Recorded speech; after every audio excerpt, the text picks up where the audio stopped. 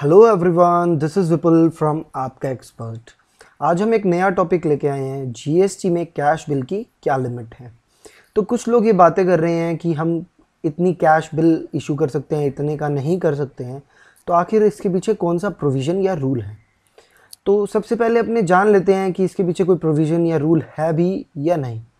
तो आपको ये जान लेना ज़रूरी है कि जीएसटी के अंदर कोई भी ऐसा रूल नहीं है जो आपको कैश बिल करने के लिए रोकता हो या कोई लिमिट हो। बट कुछ इनकम टैक्स के प्रोविज़न हैं जो आपको रिस्ट्रिक्ट करते हैं। सबसे पहले है सेक्शन 40A3। सेक्शन 40A3 कि अगर आप एक एक्सपेंडिचर के अगेंस्ट एक पर्सन को एक दिन में 20,000 से ज़्यादा की पेमेंट करते हैं तो वो डिसअलाउ हो जाएगी। पर ये लिमिट अब 10,000 हो गई है इस प्रीवियस ईयर के अंदर। अगर आप 10,000 से ज़्यादा किसी को भी एक्सपेंडिचर के अगेंस्ट पे करते हैं तो वो आपके डिसअलाउ हो जाएंगे और आपकी इनकम में से डिडक्ट नहीं होंगे। तो आपको अपनी बढ़ी हुई इनकम पे टैक्स देना होगा।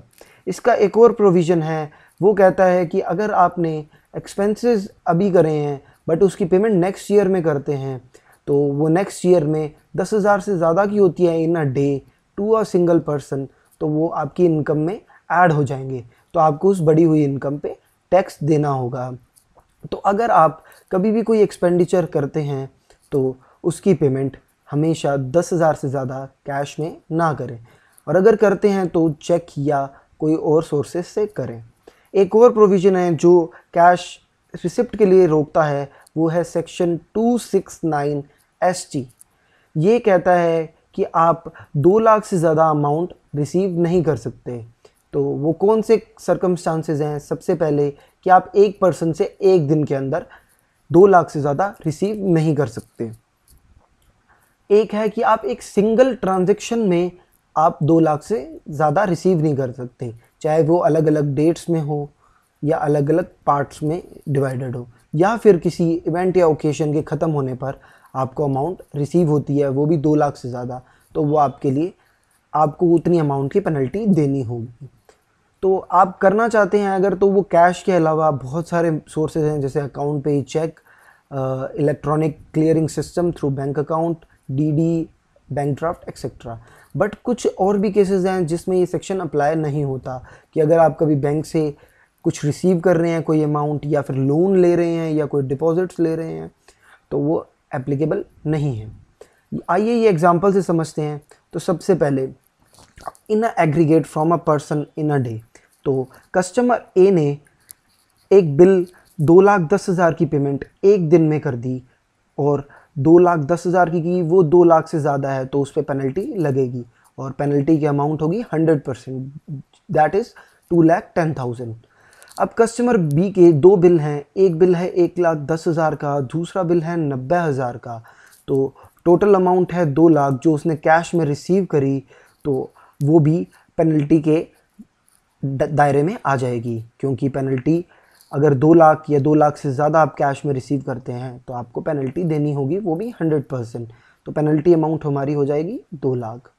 अब तीसरा केस देखते हैं। कस्टमर सी के 2 बिल हैं, एक बिल 1,15,000 का, दूसरा 75,000 का। तो टोटल अमाउंट होती है 1,90,000 जो उसने कैश में रिसीव की, तो उस पर कोई भी पेनल्टी नहीं लगेगी, उसे कोई भी पेनल्टी देनी नहीं होगी। अब एक कस्टमर डी ने 3 बिल हैं उसके, एक 80,000 का, एक 75,000 का, एक 65,000 का। तो वो टोटल अमाउंट होती है 2,20,000। उसने सारी की सारी पेमेंट कैश में एक दिन के अंदर अंदर कर दी, तो उसे उस पर पेनल्टी देनी होगी, वो भी 100%, 2,20,000। एक लास्ट केस है जो कि कस्टमर ई ने एक बिल पे 70,000, दूसरा बिल 40,000 का, तीसरा बिल 20,000 का। टोटल अमाउंट होती है 1,30,000 जो 2 लाख से कम है, तो उसे कोई भी पेनल्टी देनी नहीं होगी। अगला एग्जांपल देखते हैं, इन अ सिंगल ट्रांजैक्शन। तो अगर सिंगल ट्रांजैक्शन में उसे रिसीव होता है तो क्या होगा। अब कस्टमर ए का बिल है 5 लाख का, और उसने 5 तारीख को आरटीजीएस कर दिया 2,25,000 का, फिर 10 तारीख को कैश पेमेंट, 15 को चेक से पेमेंट, 16 को फिर कैश पेमेंट एंड 20 को फिर कैश पेमेंट। तो उसने टोटल कैश में करी है 1,75,000, जो कि 2 लाख की लिमिट से कम है, तो उस पर कोई भी पेनल्टी नहीं लगेगी, ना ही उसे कोई पेनल्टी देनी है। दूसरा केस है कि इनवॉइस की वैल्यू है 5 लाख और उसने RTGS NEFT लिया 1 लाख का, कैश में लिया 1 लाख, फिर कैश 50,000, फिर कैश 1 लाख और चेक से लिया 1.5 लाख। तो टोटल उसने कैश में जो पेमेंट ली है वो है 2,50,000 की, जो 2 लाख की लिमिट से ऊपर है।